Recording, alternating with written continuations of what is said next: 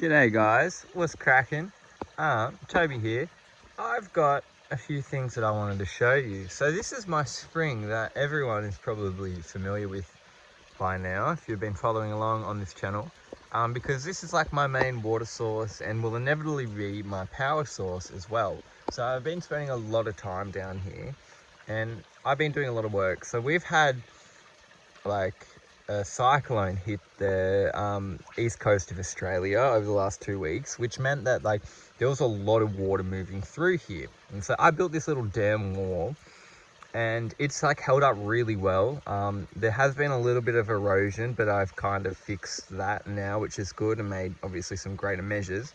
But there was so much water like pouring over. This top pool was like nearly at breaking point, and like it was pouring over on that side and also like here, before I filled this out, and was like I just needed somewhere else because I had started to pull this water to like move it and hold it, and so this is why I like dug out this like deviation trench around and down into this bathtub. So like I've been doing a lot of work. By the way, I've dug all this out by hand. So I've been doing a lot of digging yesterday and the day before, which is just like awesome. Like it's such a beautiful, rewarding thing just to be down in the mud. If you know, you know. Anyway, so basically what's going on is because I've selected this like turn on the bend here in our spring, that gives, and we've got a high side here on the outer edge, that gives me a really nice opportunity to create like an overflow for this top spring.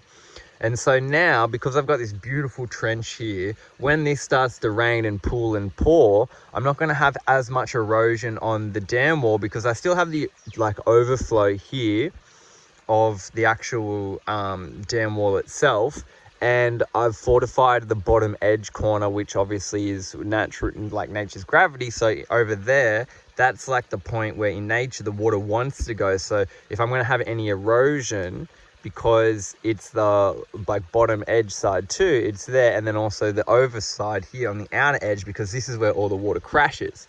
So because now we have somewhere where the speed of the flow can actually go down and come into a bigger overflow, this will now be all like, you know, fortified.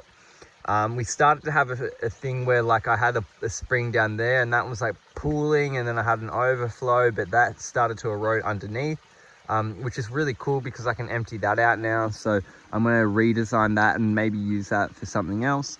But now I have this whole bathtub and area where I get to landscape and grow, and like now I have, you know, a whole bathtub of spring water.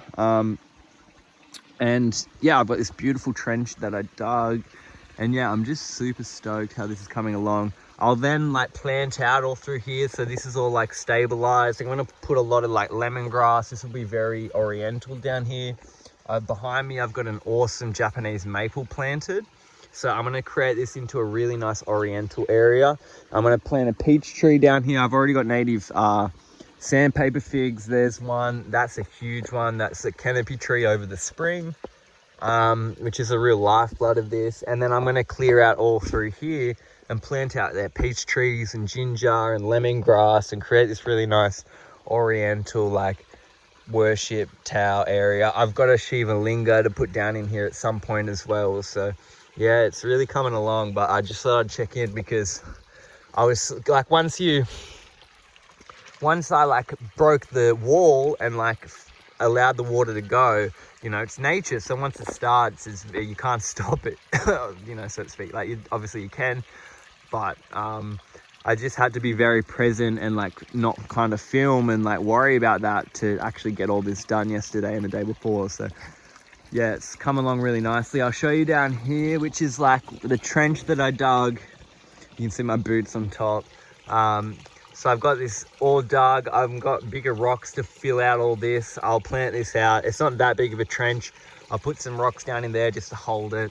And yeah, here's the water coming in. So now we have like 2 or 3 spots of running water here, which just creates a beautiful ambience and energy to listen to and to meditate to. And then we have this that really hooks back in. This is all mud and like really beautiful soil. And then I've got this that like hooks back in and down, and then comes down and in. You're back into the spring, and then links back up and keeps going. So like, you know, there's a little bit of water deviation, but all in all, like, once I plant this out and, you know, get the riverbed and the topsoil all back fortified, like, you know, this will be a much better system for those rainier periods. I've got this beautiful vine that just swings through here, which is really quite beautiful and picturesque. But yeah, no, I'm really happy with how, oh, look at the light coming in now on the water. But yeah, I'll plant all this out as lemongrass here just to really solidify that. And, you know, lemongrass is like a natural insect and like mosquito repellent. So it's quite dense down here, but all the water's running, so we don't necessarily get the mosquitoes pooling in this water, coming into this water. But if I'm down here having a shower, they'll come and feast on me. So just by having the lemongrass, if I have a little fire going, I can whack some of that on the fire and start a little smoke. You can use some of the ferns behind too, to like get a little fire going to like impede the mosquitoes, and whacking lemongrass on that really helps as well. So that's kind of the plan. But yeah, I've got all this incredible dirt and like topsoil now to just move and play around with. I'll get the whippersnipper in and like clear all that. That like shining tree trunk is that Japanese maple that I was alluding to, so you can really start to see how this is all set up.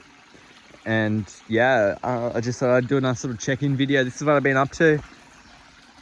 But this is going to be awesome for winter as well, because I can just plug that and whack ice into that, and then we have ice baths all winter, so you can start to do breath work and ice and like cold water immersion retreats out here on the land. So this is like a very integral role, because to have running water across the body is incredible, because then you don't create this like thermal barrier around yourself. So you because when you're sitting stagnant water, you start to heat the water up around you. So if you stay very still, your body temperature will inevitably create this like barrier around itself. But if you have running water, it kind of makes you have to go internally even more. And then moreover, if you have like spring water that's charged ionically with the ice, it just creates this whole other like next level healing experience. So that's what this all has involved as well here. So I just thought I'd give a really big check-in, because yeah, I've been obviously hoofing into the work.